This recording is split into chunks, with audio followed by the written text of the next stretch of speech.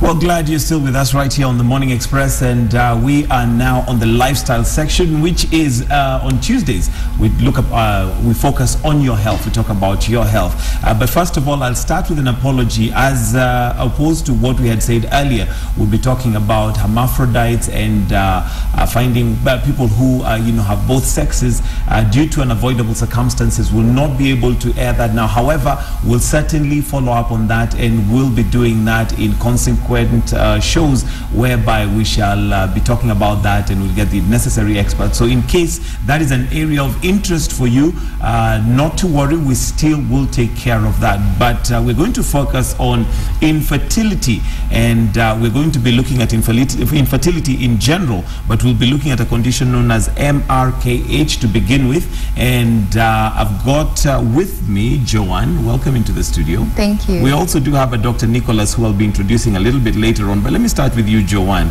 and maybe you could first of all tell me a little bit about yourself. I'm 24 years old. I was diagnosed with MRKH about 2 years ago, 2013. Yes. Maybe what does MRKH stand for? Because I believe this is an abbreviation. Yes, that's an abbreviation. It stands for Mayer-Rokitansky-Kuster-Hauser syndrome. Wow, yeah. That doesn't even sound like a language. Yeah. It's from planet Earth. Yeah. Break it down for me. What exactly is that? Basically, in layman's language, I was born with a partial uterus and a short cervical canal. Okay. Yeah. All right. Maybe before we get to the condition, you can just tell me a little bit about yourself. What do you do? I am the founder of MRKH Africa Foundation, and I run it as well. What we do is raise awareness about MRKH and provide psychosocial support for the ladies who have been diagnosed. Okay. Yeah. And how did you find out that you had this condition? It took a while. At first I thought just late periods as usual, because in high school I got my periods twice. So I thought... How old were you? I was 16 and 18. 18 was my last time to get my periods, and we always thought in the long run I'll get them, because they always say you'll get normal periods when you settle maybe at 23, 22, then they'll come normally. But at 23 I didn't get my period at all, and that's when I said, okay, I need to see a doctor, I need to seek help. When I saw the doctor at first, we didn't think it would be something major or something serious. We thought maybe it was because of my weight. I just need to lose some weight a bit and I'll get my normal periods. But then we got an ultrasound. He still ordered for an ultrasound, and that's when we got the results. And at 23 September, that's what... You even remember the date? Yes. How did that feel for you?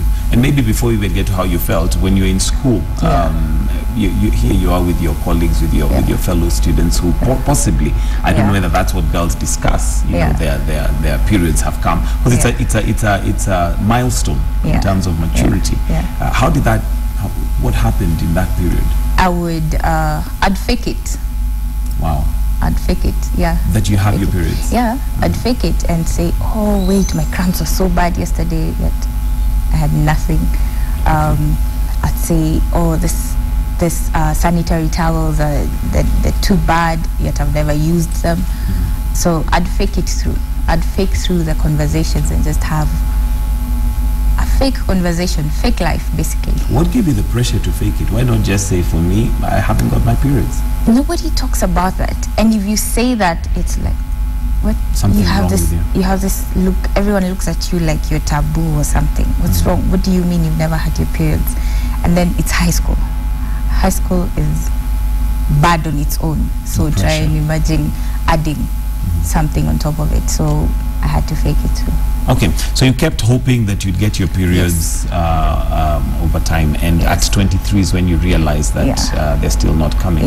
What did you set a date, or was it over a year? Was it the whole of your 23-year period that you thought, okay, they're not coming, or was that time that you thought, okay, I'll give it till January, February, then I'll see? There was a time I actually thought that. I thought I'd give it till December. When I was maybe before 23, I'd say I'll give it until December, I'll give it until maybe September or November. I'd give it time. I'd always postpone the doctor mission. I'd always postpone that. But at 23, it had to be done. Okay. I said I need to find out so that if it's a problem, I can fix it now.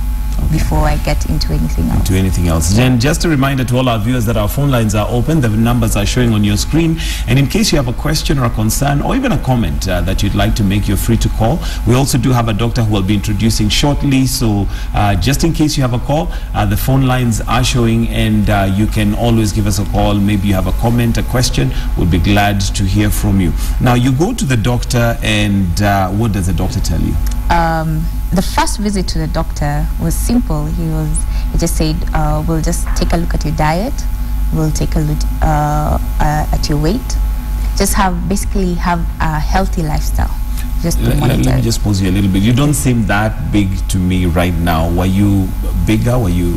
Yeah, it was quite big. Okay. Yeah, it was quite big. So the doctor said, we just need a healthy lifestyle, and let's watch. But he still insisted. I went, I think, on Tuesday, but he still insisted on an ultrasound and said, you have to do it tomorrow. Okay. So the next day on Wednesday, went for the ultrasound at 8 a.m. in the morning. And during the ultrasound, the first doctor came in, checked, looked at the screen, and thought, oh, wow, I think your bladder is covering your uterus, so go relieve yourself a bit, then come back. When I came back, I found an older doctor. And that's when I knew. Older in terms of, he was more mature? He was more mature. He was actually quite old, maybe 60s. Okay. And I thought, oh, wait, okay, this is bad. I thought I had cancer. That's the first thing that came to my mind. Or maybe I was going in for surgery. I never thought anything about my uterus. Never. It never occurred to me. So the doctor just said, yes, this is MRKH. So he said, just go directly to your doctor and you'll get the information there. So I went back and got my results from the doctor, and it was quite scary. Okay. So now then the doctor told you, what exactly did the doctor tell you? First, the doctor didn't say much. He looked at the results, and the first thing he said, are you here alone? And I said, no, I'm here with my auntie. He said, please call your auntie. All this while going to the reception to call my auntie, I thought, okay, they're going to say you're going in for surgery, she has cancer, it's advanced, we need to work now. And never did it occur to me that I'd get such news. So when my auntie sat down and we were in the doctor's office, the doctor he was really consoling. He first started saying, well, she will need a lot of help, she'll need a lot of support from you, she'll need a lot of counseling. This is something that she'll work with for life. And then he said it. He told us it's MRKH, or it's widely known as Mullerian agenesis in Africa. So he said it's Mullerian agenesis. Yes, she has been born with a partial uterus, and that's why she was able to get her periods twice. So that's it's different from those who are born without a uterus completely.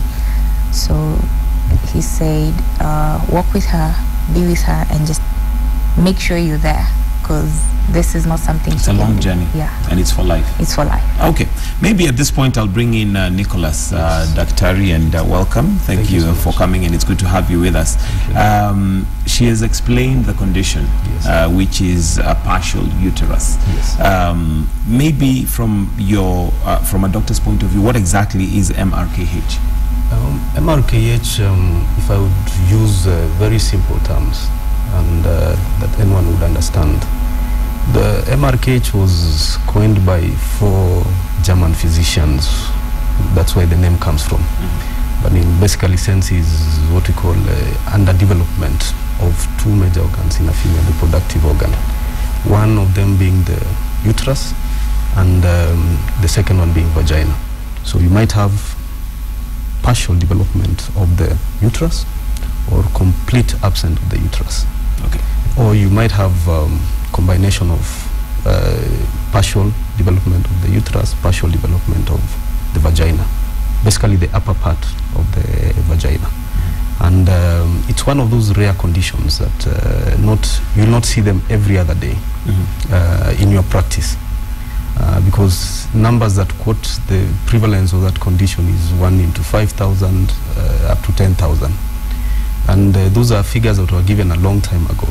If you are to look currently, probably the incidence is much more than what is being described.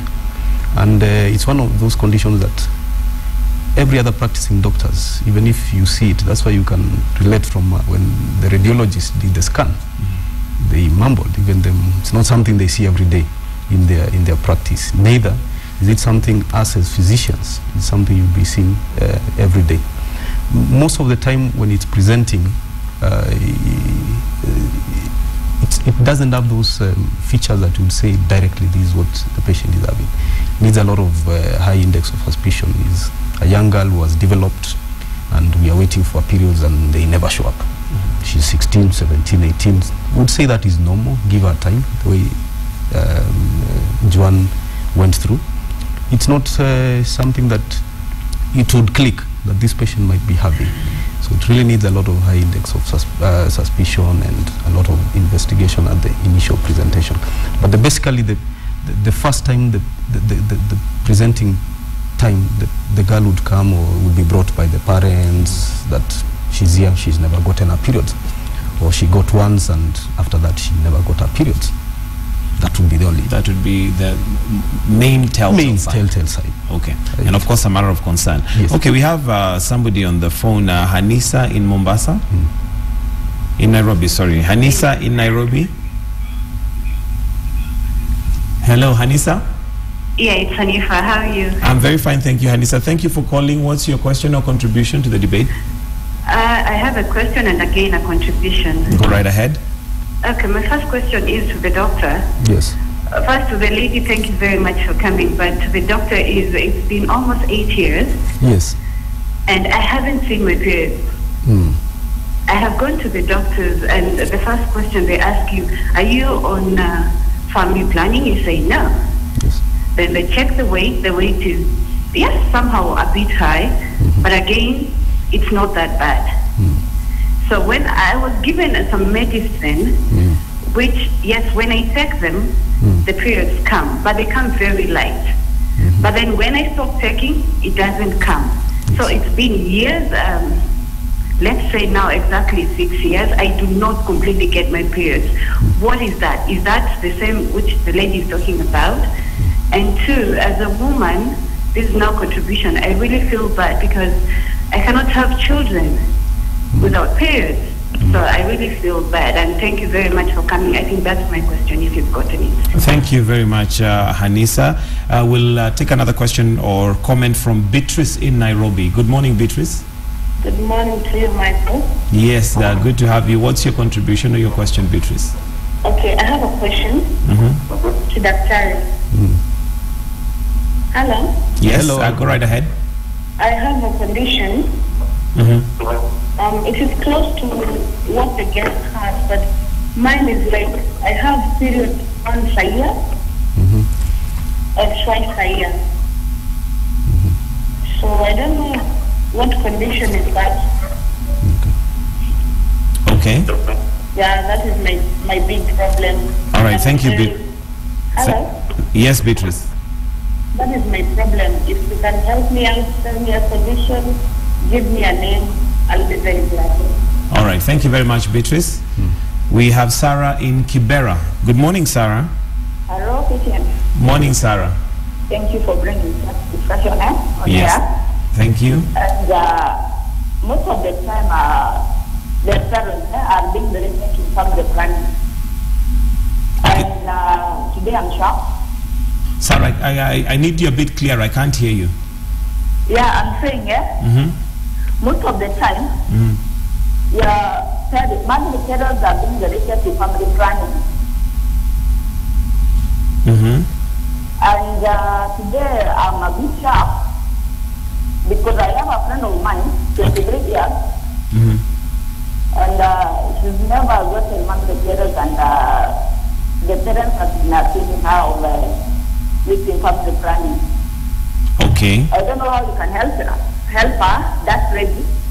If you can just leave the contact and maybe you can find help.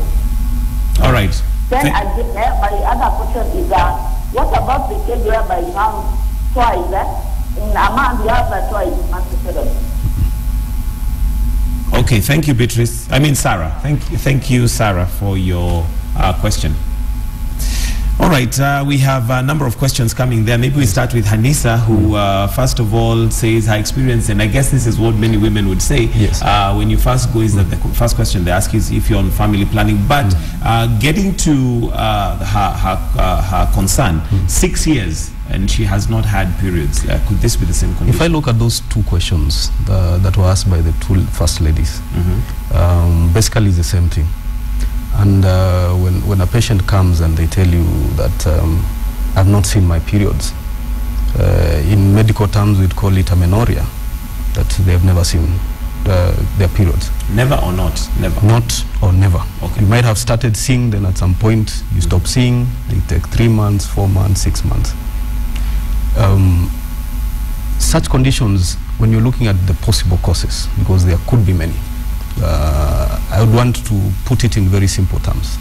For a woman to get her periods, there are certain processes that happen in her body. And those processes normally start from the brain. Your control of the hormonal function starts from your brain to your ovaries, and from the ovaries to the uterus, and from the uterus, the outflow. So when you're looking at the abnormalities that could be causing either of these bleeding or problems, you are trying to investigate or look at possible causes from the brain, like stress, like excessive exercise, excessive weight loss. Ladies who have feeding problems, who want to slim, become very thin, are you getting? We call it hypothalamic amenorrhea. What does that mean? From the brain, when you have those stresses, stressors to the brain, they would suppress the hormonal letdown from the brain to the ovaries. Hence delaying the periods. Hence delaying the periods. That's one of them. Number two, when you go to the ovaries, there are certain conditions that happen to your ovaries that could lead you not to have your periods. There is a very common condition we call polycystic ovarian syndrome. And that's why if you relate to the story of Joanne, she was being told lose weight, because it's not ladies who are heavy, they have hormonal dysfunction that would cause problems with their periods. The other conditions where you have women who are born with very strict form of ovaries, very small, that if you look at the number of eggs in those ovaries, they are so few. So you can have ovarian failure itself. There are people who have undergone radiation on the abdomen, they have cancer, they have destroyed the ovarian cells that can also lead to that. If you go down to the ovaries, there are certain situations in the ovary, in the uterus, that would lead to someone having problems with periods. Joanne's case is one of those many, where you have a uterus that is underdeveloped, or a uterus that is not there. So in actual sense, you never get your periods at the end of the day. There are certain patients who maybe they might have had miscarriages and certain procedures were done, and they call, when the uterus is healing, they get something we call additions. You find those ladies also have the same. Going down towards the cervix, you might have a woman who is born with no cervix, or cervix that is narrow, what we call stenosis. Or when you go down there, the vagina, you might have a woman who has no vagina in terms of development, or in terms of formation, or a vagina that is so narrow that it cannot allow menses to pass. Lower, completely at the outlets of the vagina itself, there is something we call imperforate hymen, seen in very young girls. They will get cyclical pains every month, but there is no outflow. And when you do scans, you'll find, yes, she's been getting her menses, but they have never come out. Why? Because there was a barrier that was obstructing the outflow of the menses. Okay, so if somebody has this condition really, and based on what you've described, quite a number of things that may cause one needs further investigation. A lot of investigation, a lot of history is required. Like the first lady, what's her age? Or when did she get her first period? Are you getting? Did she have normal periods? Then after some point they disappeared. The issue of family planning, yes, we'll ask, because a number of women who are on family planning, they'll cause what we call amenorrhea. They'll not get their periods. But always in such situation, you really need to be seen and get a very nice evaluation in terms of your history and in terms of investigation. Okay, now John, maybe to come back to you, when you went to hospital and you told them that you're 23 and you've not had your periods, what was the procedure? Did you straight go for the scan or? No. Like he says, there were questions, there was history. The first thing they always ask you, have you ever had them? I told them, yes, I had them at 12. And he will continue, when was the next time you had them? I had them at 16. So we counted the history, the years. And he had even questions about diet. What do you eat? What is your normal day like when you're eating? What do you eat? He had questions even about home. Are you stressed at home? Are you in a good environment?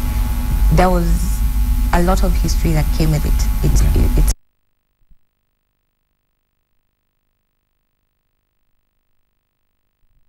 Because when we went, we told him we want to find out. We want to find out. As the patient, I was the one who was. You had the initiative. I wanted to know what was going on. All right. So I was ready for the questions. Okay, we'll take a call from Dan in South Sea. Dan, good morning. Good morning. How are you? I'm very fine, thank you. Dan, to your comment or question? Yeah, I have a question. Yes, Dan. I have a sister of mine. You have a? I have a sister, and she's 16 years. Hello? Yes. And this sister of mine, she gets her period like twice in a month. And the condition has been there for like 1 year. 1 year? Yes. So trying to find out what is the problem. And also, I don't know if the doctor will also advise me as a man. Yes, go on. Yeah, I'm 30. I'm 30 years old and I'm not grown the beard. It's in a dead one. So I don't know what condition is that the doctor can do. Okay. All right. Thank you very much, Dan in South Sea. We'll also take a call from Teresa in Kiambu. Good morning, Teresa. Morning, how are you? Very fine, thank you, Teresa. Yes. Yes, to your question or comment? Yeah, how are you this morning? Yeah, that's a very good program. Yeah. Teresa, would you kindly put your TV off, put the volume off, then speak a little bit louder so we can hear you. Hello? Yes, Teresa. Go ahead, I can hear you. Yeah, that's the eye opener. Okay. And I want to congratulate the one very much. Hello? Yes, Teresa, go ahead. Now, what I want to ask is that, now, when she was going through all this, did she ever discuss with her parents? How did she go through about it? Like, I have a daughter from 4 who has the same problem, but we've never seen it as such a big problem, but I've seen that it's such a big issue. And the other thing is this problem hereditary? Okay. Yeah, those are my questions. All right. Thank you, Teresa. Redomta from Pipeline. Yes. I hope I pronounce your name right. Good morning, Redomta. Yes, your comment? Good morning, I'm Redempta. Redempta, Yes, I've been having this problem since I was 15 years. Since you were 15 years? Yes, I began when I was 15 years, my month is period. Then it is month, then when I chose to go on gynecology. Then there was not admission, they took the ultrasound, they told me that is of they checked Logan blocked, everything was okay. Then last year I've been attending a clinic for this. Then I went there for like 1, then there was not a wish. I can't get, I'm not to get pregnant, and I don't know what. Please help me. All right. Redemptor, how old are you? Because you said there's for when you... For now, 28 years. All right. Yeah. All right. Thank you, Redemptor. All right. Coming back to you, Daktari, yes. Dr. Nicholas, and Dan, yes. Who has a 16-year-old sister yes. who gets monthly periods twice in a month, and this has been going on since she was 15. Yes. What's your advice to Dan? Actually, what is happening to her sister is something we commonly see at the extreme of ages. When a young girl is beginning to start their periods, usually the first 2 years, there's a lot of menstrual irregularities. You might bleed once or twice in a month. You might stay 3 months or 4 months and disappear. Because that is that's a time that the regulation of your hormonal function towards from the brain to the ovaries to the uterus is taking place, and it takes a bit of time for it to be streamlined. But nevertheless, wouldn't say that she would bleed twice and you sit and watch her. I've seen girls who have done that. People have said it's normal. The next time they come, they have bled. They are so anemic. The HB is 3, and people have been thinking it's normal. So it might be normal in terms of hormonal, but there are also consequences of that heavy bleeding almost twice a month. Eventually, you're going to get iron deficiency anemia, which if is not corrected will also cause problem to this girl. She's in school, she'll never concentrate, she's always sleeping. I'm sure you've seen those girls in high school. They're always lazy, right? Because of very simple things that no one ever thought about it, that probably the monthly period she's bleeding too much. Usually there are drugs we would give to control that kind of bleeding as we wait for the 2 years. There are also other hormonal functions that we normally advise to be done to try and evaluate to make sure that everything is fine. So what I would advise him is probably would take her sister to a gynecologist, would evaluate her, investigate what needs to be. It's better you sit at home knowing everything is normal than the assumption. Okay. Yeah. He's also concerned, although this has nothing to do with the uterus or periods and all that. Yes. At 30 years old, he has no beard. It's a matter of concern. A matter of concern. Yes. Still, he would still also need evaluation, because at 30 years, I mean, could it be genetic? Could also be a sign of a problem in terms of his function as a man. So there are men who don't have beards. There are men who don't have genetically. Yeah, that's what I'm saying. Okay. Yeah. So that needs investigation. Okay, we have Teresa, who has a daughter who's in Form 4 and has never got her periods. But before I come to you, Daktari, yes. There's something important she brought up, and I want to ask you, Joanne, how did you communicate this with your parents? Because I think sometimes that may also cause a delay, depending on how open you are with your parents, how free you are to discuss this with your mom or your dad or whoever your guardian is. So how did you break this out? As you say, it depends with the relationship we have. I have a good relationship with my mom, so it was... You talk about this? Yeah, we talk about it every day. So I just told her, I think I was in Form 2 or 3 when I told her I don't think I'm getting my menses correctly. So we actually went for a first visit when I was really young. Yeah, I think I was in Form 4. Okay. I was 18. So there was no issue of, delaying, wondering, how do I break this down? That was there, of course, because nobody talks about it. Nobody talks about your periods. Nobody talks about anything, really. It's always silent. It's like a silent, normal thing. So it took a lot of courage to sit her down and tell her, Mom, okay, now we need to talk seriously. So... yeah. For a parent who possibly has a daughter and does not know, what is it that you'd have loved for your mom to do or tell you, or what approach would have been good for you to make it easier for you?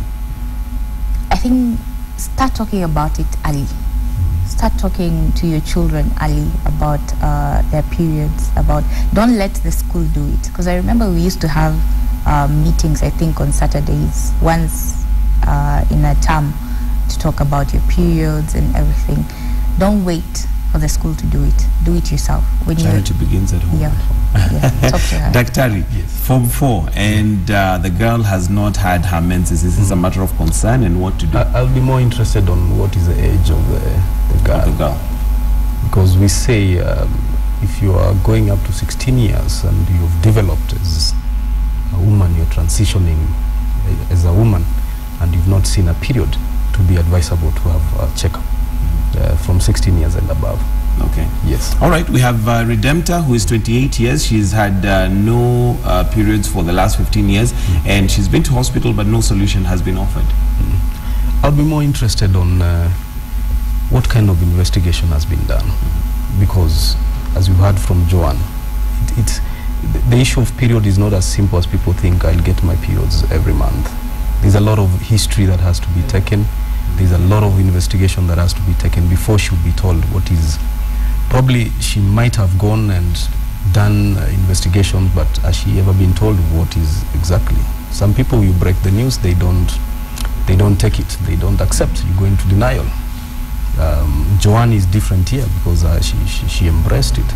But some people, you diagnose and tell them that they could be having such a big denial for them.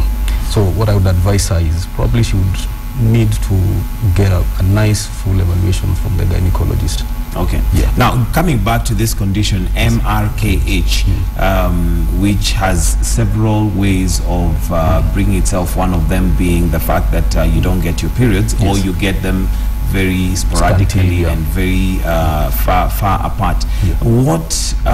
What causes the condition? Actually, these what we call developmental. Actually, if you look at literature, no one really knows. Is it a genetic problem? There is no one who has really pinpointed down and said you have this kind of genetic problems, or it runs in your family, or your mother took something when you are in the utero that caused the absence of development. No one actually knows the cause. It's one of those developmental diseases that no one has actually pinpointed down onto the actual cause of MRKH. Okay. Yeah. How early in a girl's life can one, identify, if at all, there is this problem? We rarely take our young girls for routine gynae exams.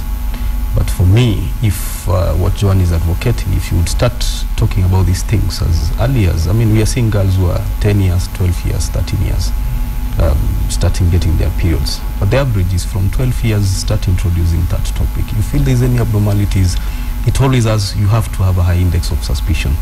Consult about it. That's the only way you'll have to discover. Okay. Do we have other abnormalities that show up other than just lack or delay of periods? Yes. Which are they? Normally, in some cases of patients who have MRKH, and since it's a developmental problems, you might find a number of patients who have other associated abnormalities in terms of development, more so the kidneys. You might have some people with absent or improperly placed kidneys, or some people have been documented to have musculoskeletal, especially the spine. They would get what we call scoliosis. And also some people have been shown to have hearing problems and sight. But those are very rare, but associated with that condition. Okay. So in terms of evaluation, when you're evaluating these girls, don't just go and look at the uterus and the vagina and say, now this we found, we are happy. Look at the other organs, look at the kidneys, look at the, especially the spine itself. You might have associated deformities in such patients. Okay, could having daily menses or very frequent menses be a sign or something to... No. That, yes, it's a menstrual disorder, but totally different from what she has. It would not be manifesting this condition? Manifesting this condition. All right. Yes. We have Rehab in Rongai. Good morning, Rehab. Good morning, how are you? Very well, thank you. To your question or comment? Yeah, actually, I first want to tell you thank you for the topic that you brought up. It's quite a concern, and none of us want to speak about it because it's like they feel it's a shaming or something. Now, my question is, I'm speaking on behalf of a friend. She was using injection for family planning, and then the injection expired, and like for duration for 1 week, she stayed without the family planning and then started taking pills. Between that 1 week period, she happened to have it after. Could she be pregnant? And she has not been having her menses. How long has she not been having her menses? Since she has been having the family planning. And how long is that? Do you know? I'm not sure, because right now she has a baby. She's 2.5 years, so I'm not exactly sure. Okay. Yeah. All right. Thank you very much, Rehab in Rongai. Daktari. Yes. Here is lady, Rahab is calling on behalf of a friend. Yes. And she has a 2.5-year-old child. She's on family planning, but has not had her menses. Is she pregnant? One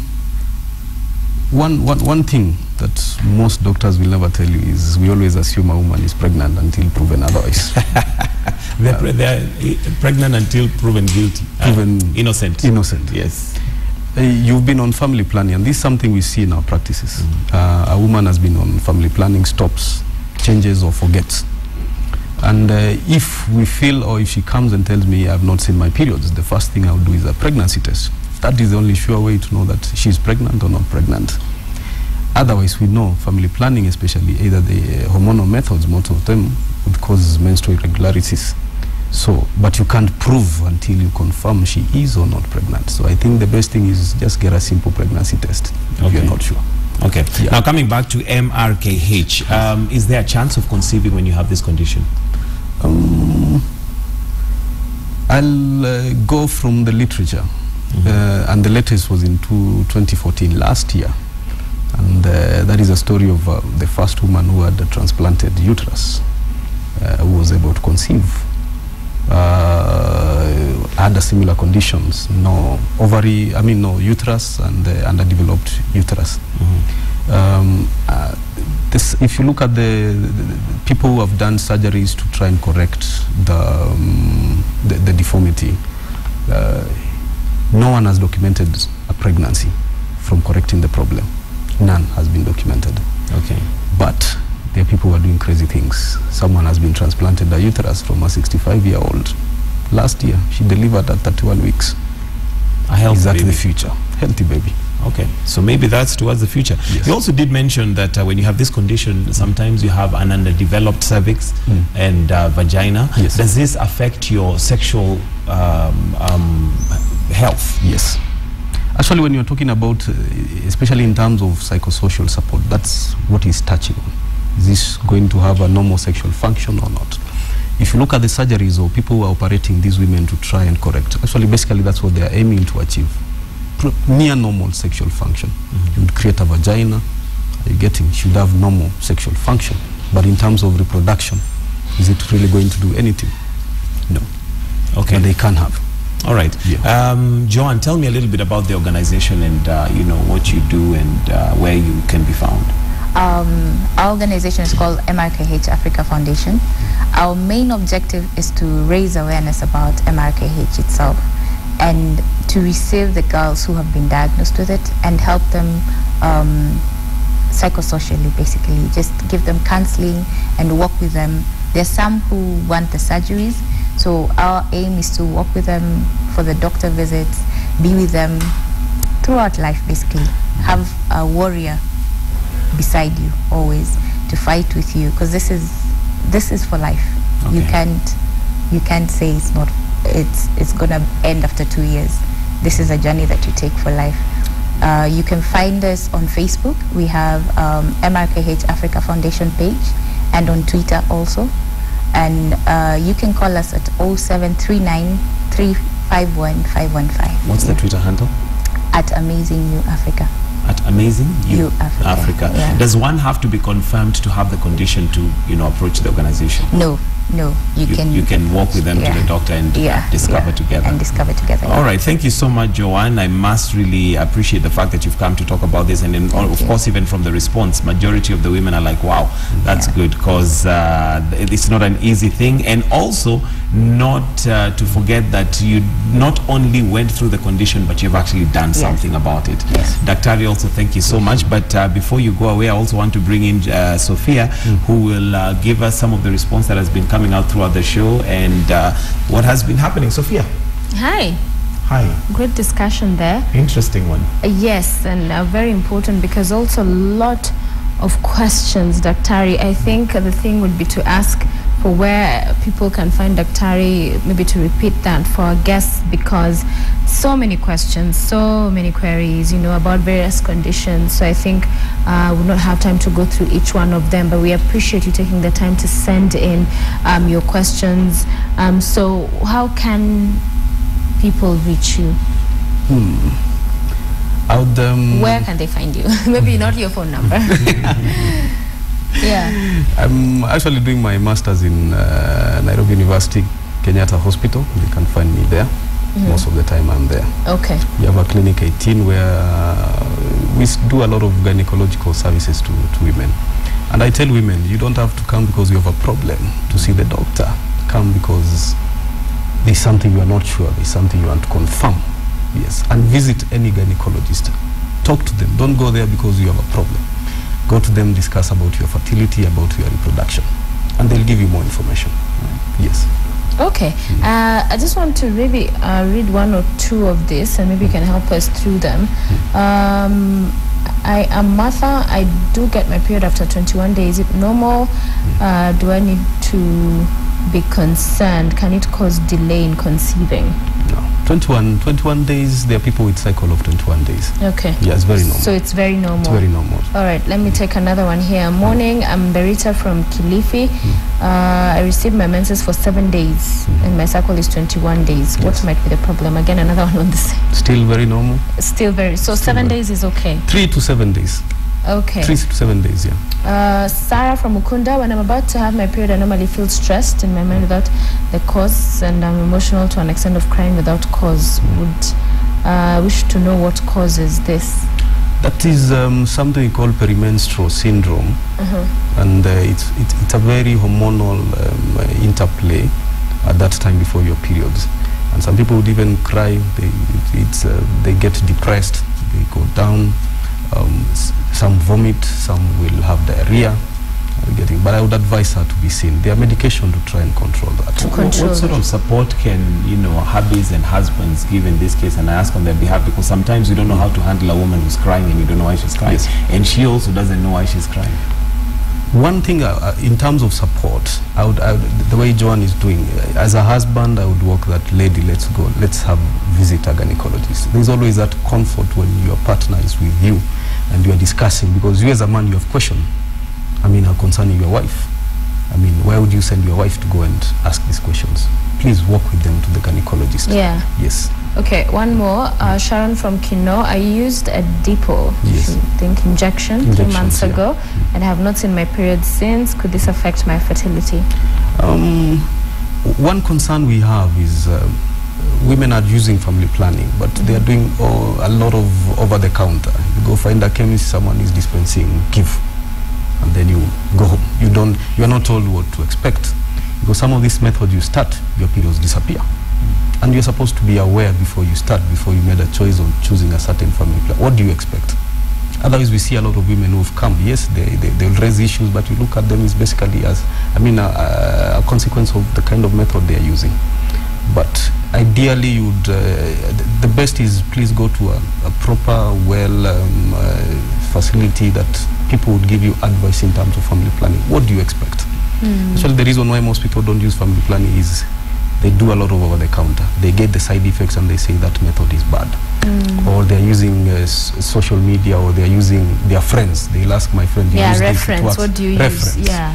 Please let them go for a professional advice before they start any method. It's become much easier for them, because you'll be told what to expect. If this happens, don't get worried. Like Depo, you go 3 months, no periods. Okay. But you find some will go to clinics and they'll be given periods, or they'll go and ask for drugs to bring back their periods. Wow. Yes. Wow. So I think the bottom line is important to consult with a medical practitioner, expert. Yeah, on all matters. On even all as you get into this family planning. Any matter, especially gynecological, please consult with people who are aware of that. All right, thank you, Dr. and thank you for sharing with us your story as well. Yes. That is your health on this Tuesday, the 3rd of February. We are glad you are watching Morning Express. We're just about to wrap it up this morning.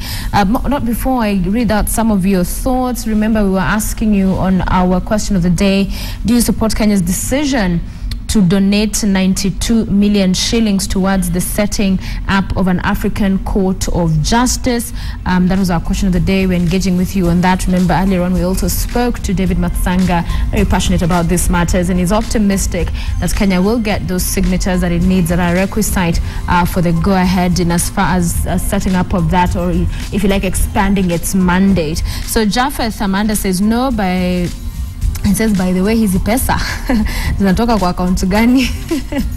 Ili hali walimu wanaambiwa hakuna pesa, so it's suggesting that that 92M should go to other quarters. Of course, I think it is somehow correct to do. We don't need European for all these things. That's Jamila Omar. Your thoughts on that? Tawai, you say from whose sweat? Yeah, many question marks. You're like, taxpayers? No, then Kenya is heading back to the dark days. So you're very passionate about your money and how it's been spent. Andrew Franklin, absolutely not. That money could be much better spent on courts in this country, which is the other discussion that actually needs to happen. Because we saw the Chief Justice in a clip earlier talking about just expanding, building that mandate, expanding it as well of international crimes in our justice system locally. So that if every country had that, that's perhaps another avenue to explore. Then how about the insecurity, poverty, teachers and complete projects and the government being serious on this? So we know you ask. So many of you are feeling that there's a lot more that money could go to. Some of you thinking it's your taxpayers' money and you feel that this is a project for leaders. You're not buying that. So thank you for your